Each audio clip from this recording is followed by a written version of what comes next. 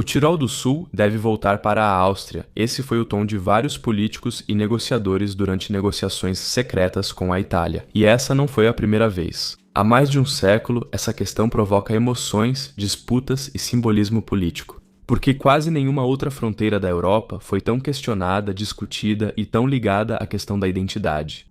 Porque, após a Primeira Guerra Mundial, o Tirol do Sul passou para a Itália em 1919 de forma relativamente inesperada. Cerca de 200 mil tiroleses de língua alemã se viram de repente em um país estrangeiro. Para muitos austríacos, isso foi um choque e uma perda que nunca foi totalmente superada. Pouco depois da cessão, as primeiras vozes já começaram a pensar em maneiras de recuperar o território algum dia. E assim, nas décadas seguintes, surgiram inúmeras ideias e reivindicações, desde planos diplomáticos de recuperação, passando por negociações internacionais, até propostas curiosas de simplesmente recomprar o Tirol do Sul, mesmo no século XXI. No século XXI, o debate ressurge às vezes, especialmente entre nacional-conservadores. Por exemplo, sugerem que a Itália poderia pagar suas dívidas com a União Europeia devolvendo o Tirol do Sul. Neste vídeo, vamos analisar todas essas ideias e propostas malucas. Afinal, por que a Áustria perdeu o Tirol do Sul? Quais eram os planos concretos para a retomada e quão sérios eles eram de fato? E o que teria acontecido se o Tirol do Sul realmente tivesse voltado para a Áustria? Todas essas perguntas interessantes vamos analisar no vídeo de hoje. Divirta-se! Primeiro, a pergunta: como a Áustria obteve o Tirol do Sul e qual foi seu papel nisso? Já no século XIV? No século XIV, os condes do Tirol e seu território passaram para o controle dos Habsburgos. O Tirol do Sul, a região ao sul do Brenner, com cidades como Bolzano, Merano ou Bressanone, tornou-se assim parte do Império dos Habsburgos e permaneceu assim por mais de 500 anos. Para Viena, o Tirol tornou-se uma das províncias mais importantes, controlando a ligação norte-sul pelos Alpes. Quem dominava o passo do Brenner controlava a principal rota entre a Europa Central e a Itália. O Tirol do Sul também tinha forte ligação cultural com o Tirol do Norte. O mesmo dialeto, os mesmos costumes, a mesma tradição católica. Por séculos não existia uma fronteira clara entre norte e sul do Tirol, só aparecendo no século XIX. No século XIX, quando os Estados-nação começaram a surgir na Europa, esse equilíbrio começou a mudar. A Itália buscava a unidade e sonhava em unir todos os territórios de língua italiana, as terras irredentas. E o Tirol do Sul também entrou nesse foco, embora lá se falasse predominantemente alemão.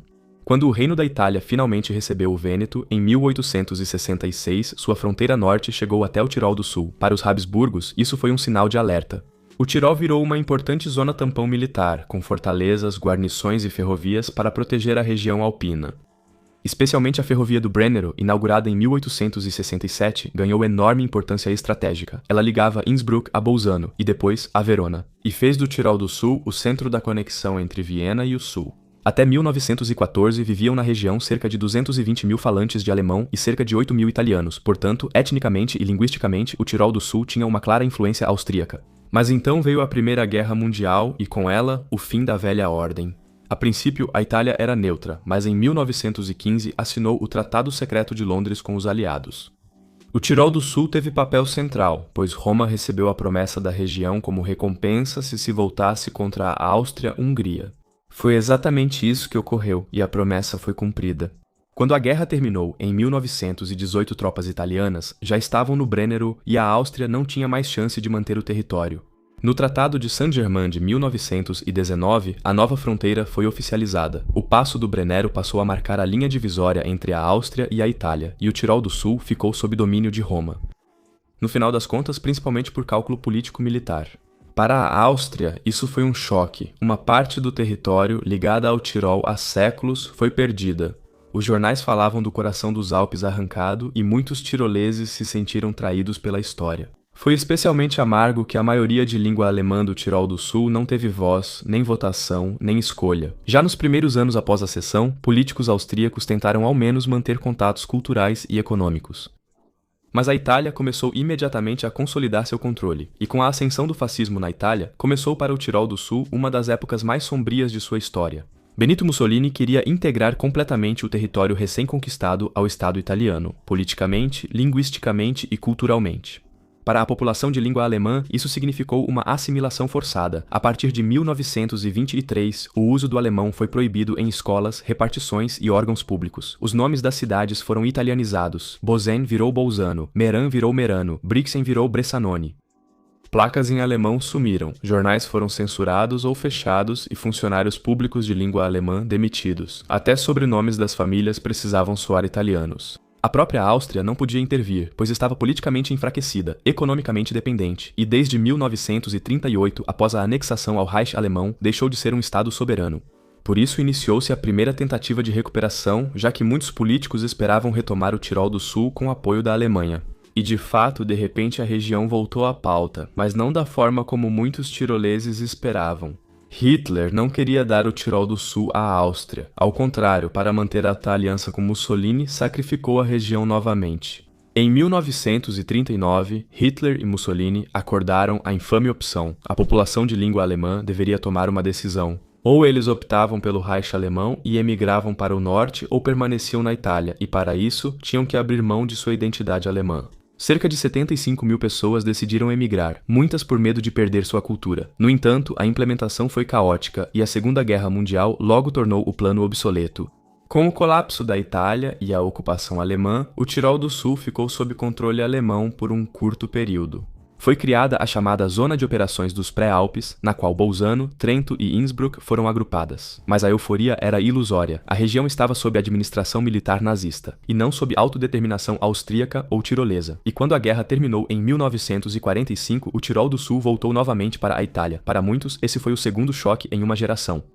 Primeiro a perda para Roma, depois a decepção com a Alemanha. Na Áustria, o tema voltou à tona, e desta vez mais forte do que nunca. A questão agora era: como recuperar o Tirol do Sul de fato, sem guerra? Então recorreram aos aliados. Na Áustria, surgiu aqui o mito da vítima, de que teria sido a primeira vítima de Hitler e do nacionalsocialismo, e a Itália, sob Mussolini, também teria estado ao lado de Hitler. Muitos esperavam que as potências vencedoras punissem a Itália e revisassem a decisão de Saint-Germain, mas mais uma vez, tudo acabou sendo diferente. A Itália acabou se juntando ao lado dos aliados e assim, em 1945, passou a fazer parte das potências ocidentais vencedoras. Os Estados Unidos consideraram o país um parceiro-chave contra a influência soviética, tornando inaceitável a perda territorial. A Áustria parecia exausta e privada de sua influência, um país que havia ficado, por assim dizer, sem energia. Para que isso não aconteça com vocês no dia a dia, felizmente existe a Holy, que atualmente está com uma promoção especial bem interessante. Para todos que ainda não conhecem a Holy oferece chás gelados energéticos acessíveis e bebidas de hidratação, ideais para quem procura um impulso de energia sem estourar o orçamento. As bebidas da Holy custam até 80 centavos por porção, metade do valor de produtos similares. Elas não contêm açúcar e têm menos de 20 calorias por porção, sendo uma alternativa bem mais saudável que outros refrigerantes. No Halloween, a Holy fez uma oferta especial para novos clientes.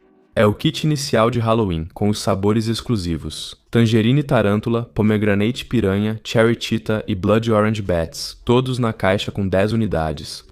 E para combinar, você ainda pode escolher entre o Holy Logo Shaker ou o Thermo Shaker de 1 litro com tema de Halloween. Além disso, as novidades são os 2 sabores Hydration, Dragon Fruit e Acai Anaconda, e a promoção do calendário do Advento ainda está rolando. Com o calendário do Advento da Squad, você ganha sabores novos e exclusivos, uma tab completa, 115 drinks, um shaker premium, itens exclusivos e surpresas incríveis.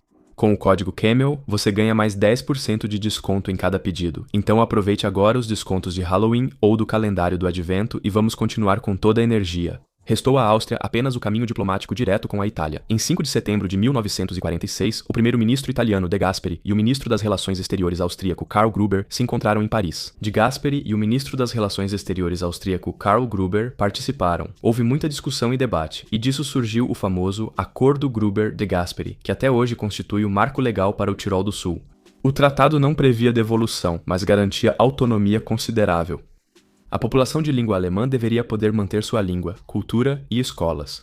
A Áustria obteve o direito de potência protetora, podendo agir internacionalmente para garantir essas normas. No papel, parecia um compromisso justo. Na prática, porém, muita coisa permaneceu vaga e Roma tinha pouco interesse em implementar o acordo rapidamente. A Itália manteve o controle centralizado do Tirol do Sul, deixando comunidades de língua alemã insatisfeitas. Isso gerou crescente indignação na Áustria, e jornais mencionavam traição em Paris. Os jovens tiroleses viam o acordo não como solução, mas como um compromisso ruim que mantinha a divisão do Tirol. Assim, a situação piorou nas décadas seguintes. Em Enquanto Roma adiava a implementação por anos, a resistência aumentava em Bolzano e Merano. A demanda por autonomia real e até reunificação com a Áustria se intensificava. E assim, da disputa política nas décadas de 50 e 60 surgiu um conflito explosivo. A Itália integrou o Tirol do Sul à recém-criada região Trentino-Alto Adige, junto com o Trentino de língua italiana. Assim, a população de língua alemã tornou-se minoria. Roma alegou eficiência administrativa, mas muitos tiroleses viram como tentativa de enfraquecer a autonomia. E também na Áustria, a indignação cresceu. Em 1955, após a assinatura do Tratado do Estado Austríaco, o tema ganhou uma nova dinâmica. A Áustria recuperou a soberania e logo trouxe a questão do Tirol do Sul ao debate internacional. Os ministros das Relações Exteriores Leopold Figl e depois Bruno Kreisky afirmaram que a Áustria defenderia o Tirol do Sul como potência protetora. A partir de meados dos anos 50, começou assim uma radicalização que culminou nos infames anos das bombas. Jovens ativistas do Comitê de Libertação do Tirol do Sul e organizações Baas buscavam expor injustiças usando violência. Na noite de 11 para 12, em junho de 1961, por exemplo, mais de 30 explosivos detonaram, a chamada Noite do Fogo. Torres de energia, monumentos e quartéis foram explodidos. Os atentados miraram símbolos e autoridades italianas. Roma reagiu com rigor. Várias pessoas, inclusive inocentes, foram presas e as forças de segurança italianas mobilizadas. A Áustria estava em situação delicada. Por um lado, queria-se condenar a violência, por outro, defender as reivindicações legítimas dos sul-tiroleses. Bruno Kreisky acabou levando a questão para as Nações Unidas. Em 1961, a Assembleia Geral da ONU realmente discutiu a questão do Tirol do Sul, e sob pressão internacional começaram finalmente negociações sérias. Após anos de idas e vindas, Roma apresentou em 1969 o chamado Pacote do Tirol do Sul, um amplo conjunto de medidas que garantia aos sul-tiroleses de língua alemã uma autonomia administrativa abrangente. E o segundo Estatuto de Autonomia, de 1972. Em 1972, o acordo entrou em vigor, assegurando ao Tirol do Sul eleições para o próprio parlamento regional e orçamento próprios, bilinguismo em órgãos públicos, escolas e tribunais e participação na gestão de recursos públicos. A Áustria declarou a questão do Tirol do Sul resolvida e o conflito oficialmente encerrado, mas o assunto ainda estava longe de uma solução total. Políticos frequentemente exigiam que o Tirol do Sul retornasse à Áustria. Nas décadas de 80 e 90, principalmente no Tirol e Caríntia, muitos pediram um referendo de autodeterminação para o Tirol do Sul, de forma semelhante ao que mais tarde foi discutido na Escócia e na Catalunha, e nos bastidores sempre houve iniciativas informais. Políticos analisaram cenários, como poderia ser uma recompra, por exemplo. Alguns debates chegaram ao ponto de se discutir modelos de compensação financeira. A Itália poderia vender o Tirol do Sul à Áustria para pagar dívidas ou compensar contribuições à UE. O FPÖ frequentemente usava essa retórica. Em 2009, o então terceiro presidente do Conselho Nacional, Martin Graf, sugeriu realizar um referendo sobre o retorno do Tirol do Sul à Áustria. Em 2025, o FPÖ apresentou uma proposta parlamentar que propunha a dupla cidadania para os tiroleses do Sul, para que eles pudessem obter, além da cidadania italiana, também a cidadania austríaca. Muitos viram isso como o primeiro passo para uma reunificação, e em uma declaração parlamentar em 2022, o governo austríaco reafirmou seu papel como potência protetora e prometeu apoio caso o Tirol do Sul assim desejasse. Mesmo após mais de 100 anos, esse tema ainda gera muita emoção na Áustria. Poucas regiões fora do país evocam tantas memórias, símbolos e questões de identidade. Foram feitas várias tentativas de recuperar o Tirol do Sul, seja por diplomacia ou compra, mas todas falharam. Muitos também duvidam se uma iniciativa dessas realmente traria vantagens. As relações entre Itália e Áustria provavelmente continuariam tensas por décadas e as minorias italianas no Tirol do Sul poderiam viver tensões. Resumindo, a Áustria até poderia ter ganhado território, mas talvez perdesse aquilo que mais a caracteriza, sua reputação neutra como mediadora e construtora de pontes em uma Europa unida. Hoje, o Tirol do Sul é exemplo de autonomia, com sul-tiroleses desfrutando de amplos direitos, força econômica e fronteiras abertas na Itália. A região é a província mais próspera e mais estável da Itália, bilíngue e com forte identidade, com fortes laços econômicos com a Áustria. Com a livre circulação da União Europeia, as fronteiras estão cada vez mais sumindo. Mas o que vocês acham? Teria realmente feito sentido o Tirol do Sul ter retornado? Escrevam nos comentários. Confiram agora a Holly e aproveitem as ofertas de Halloween ou dos calendários do Advento. Se vocês ainda têm interesse em saber por que o norte e o sul da Itália continuam tão divididos até hoje, então eu recomendo muito este vídeo para vocês. Divirtam-se, nos vemos na próxima vez. Até lá, tchau!